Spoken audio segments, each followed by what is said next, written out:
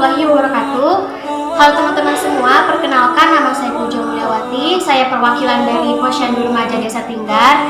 Pada kesempatan kali ini saya akan bersilaturahim, sharing-sharing atau ngobrol gitu ya seputar remaja dengan salah satu pimpinan Madrasah Al-Makmur, yaitu Bapak Maman Suliaman. Assalamualaikum Pak.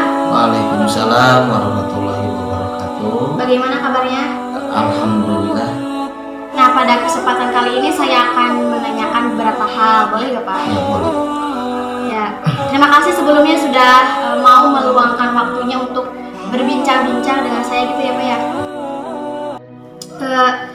Jika seorang remaja wanita muslimah keluar rumah terlalu malam, masyarakat memandangnya dengan sesuatu yang tidak pantas.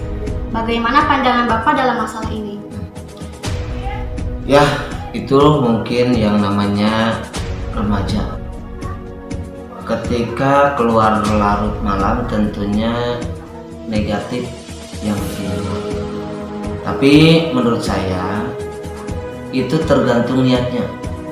Ketika keluar rumahnya dengan niat yang baik, tujuan yang bagus, insya Allah hasilnya pun bagus.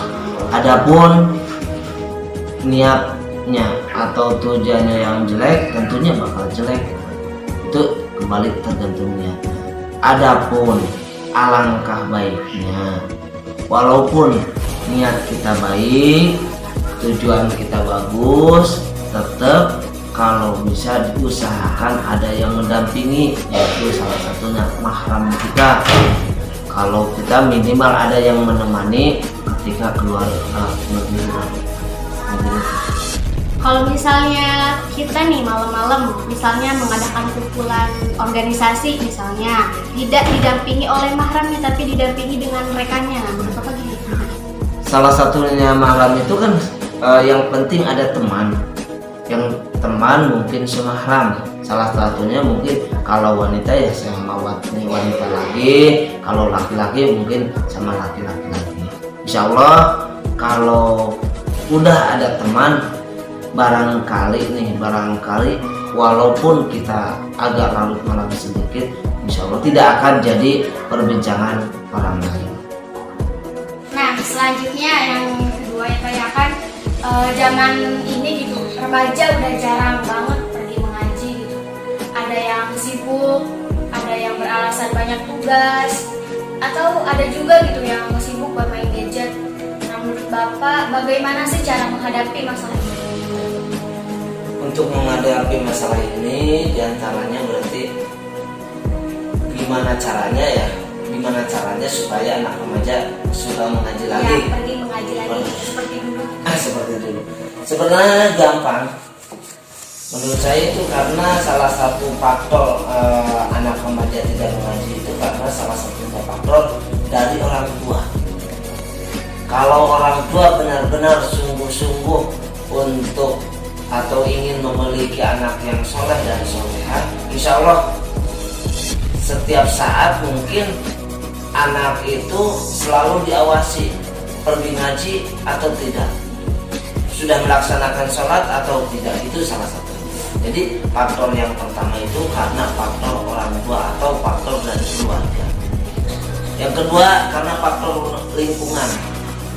Kalau faktor lingkungan salah satunya itu mungkin harus punya teman. Walaupun kita ingin ngaji ya, tapi karena tidak ada teman belum tentu bisa mengaji atau belum tentu bisa mengikuti belajar mengaji karena tidak ada teman juga. Jadi salah satunya kita bisa memilah dan memilih. Kalau bisa nih sampai bisa mengajak anak-anak itu supaya bisa mengaji semua dari usia sekolah, yaitu usia SMP dan SMA. Karena sampai saat ini sekarang memang anak-anak cuman udah habis SD, kebanyakannya habis SD udah putus ngaji mungkin. Tapi justru anak muda ini sebenarnya harus lebih berbangga karena jadi warga Tinggar. Iya. Apa masalahnya? Masalahnya di Tinggar itu alhamdulillah pemerintahan desa sudah menurunkan yaitu Perdes Gemari yang namanya program Maghrib Isya berjamaah dan mengaji. Kalau anak-anak kita tahu bahwa saya ini orang Tinggal, tentunya bisa melaksanakan ngaji karena mengikuti Perdes Gemari. Kalau bukan merasa anak orang Tinggal, ya belum tentu melaksanakan ngaji. Jadi salah satunya itu program Perdes Gemari yang diturunkan oleh pemerintah Desa Tinggal yang diusulkan dari MUI Desa Tinggal. Alhamdulillah Pemdes sudah meluncurkan yaitu Gemari, Perdes Gemari, program Maghrib bisa berjamaah dan mengaji. Ya kan pemerintahan desa sudah memberikan program Gemari gitu ya. Dan anak-anak Desa Tinggal kan berbeda-beda gitu ya Pak. Ada yang rajin, ada yang malas gitu. Nah, menurut Bapak bagaimana cara membuat orang yang malas ini bisa pergi mengaji? Salah satunya mungkin kembali ke keinginan kita. Ya, mungkin malas karena kita merasa udah bisa, satu. Dua, barangkali karena tidak ada teman. Yang ketiga, mungkin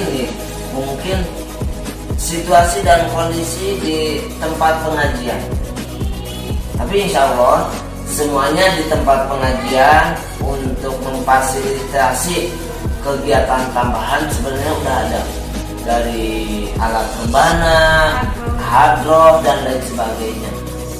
Kembali ke kitanya selaku remaja, apakah kita ingin bisa atau tidak? Kalau kita ingin bisa, insya Allah semua tempat pengajian sudah memfasilitasi, malah didukung oleh pemerintah. Kembali ke kitanya, ya. Jadi kembali ke kitanya, intinya kita melaksanakan Perdes Gemari, aturan sesuai pemerintah Desa Tinggal.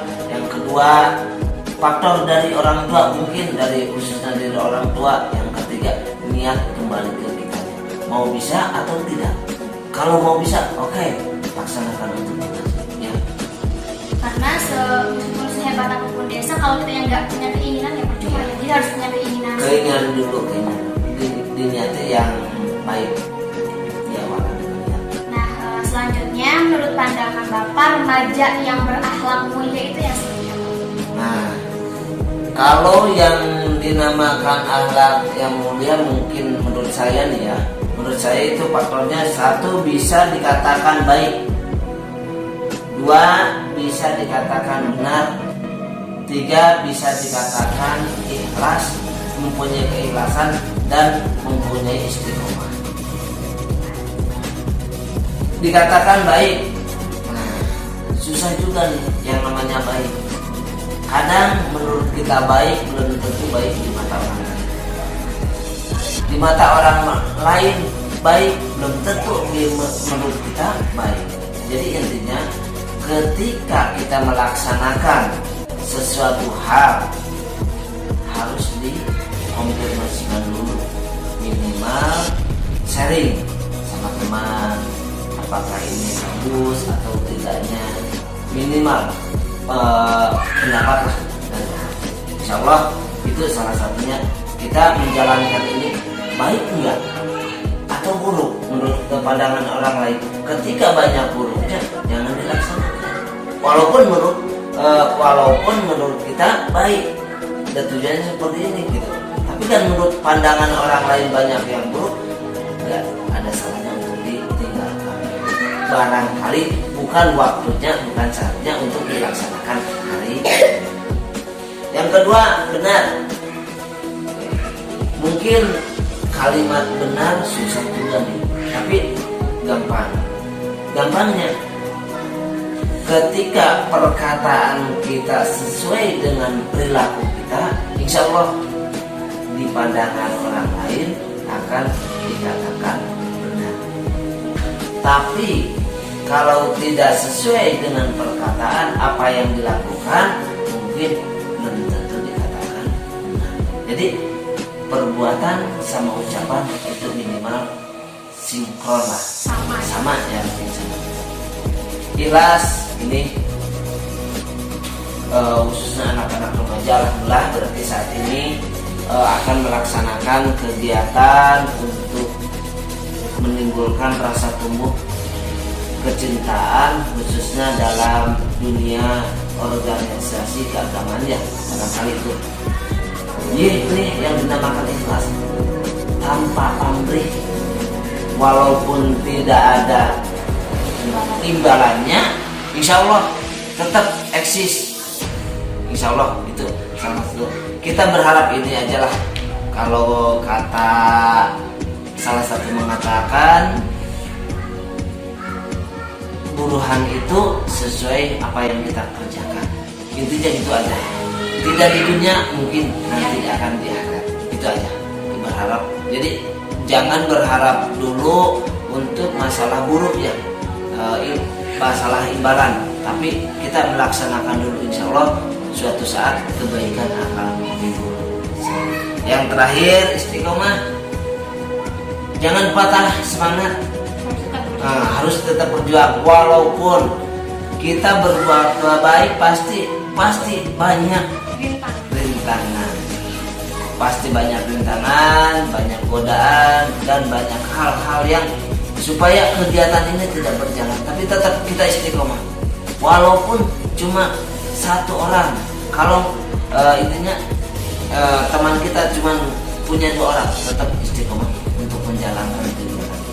Inilah yang dinamakan tadi salah satunya ciri akhlak.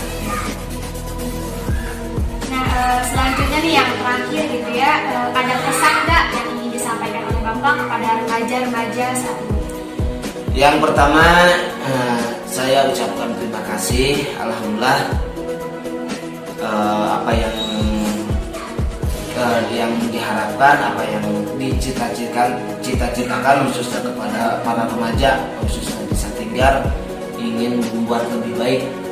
Tapi tolong jaga kepercayaan dari semua kalangan, khususnya dari orang tua, dari sekolah, masyarakat, dan semuanya, supaya kepercayaan ini benar-benar terjaga dan bisa menimbulkan bahwa kita adalah remaja yang baik ya.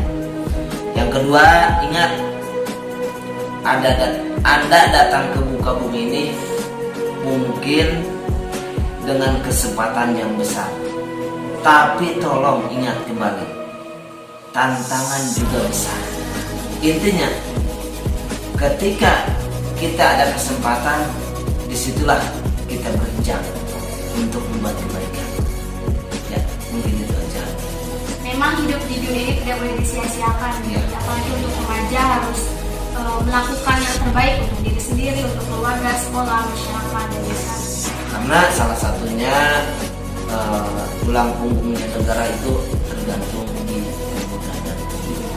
Ya. Kalau pemudinya maju, insya Allah negara pun akan kuat. Mungkin itu diantaranya. Tolong jangan sia-siakan kepercayaan dari semua kalangan. Alhamdulillah ya, kita sudah berbincang, terus sharing-sharing juga. Terus saya jadi menambah pengetahuan juga ya. Terima kasih ya Pak ya. Sama. Dan terima kasih juga sudah meluangkan waktunya untuk berbincang dengan saya. Nah, mungkin cukup sekian yang dapat saya sampaikan. Mohon maaf apabila ada kesalahan dan kekurangan. Ditutup wabillahi taufiq wal hidayah. Wassalamualaikum warahmatullahi wabarakatuh.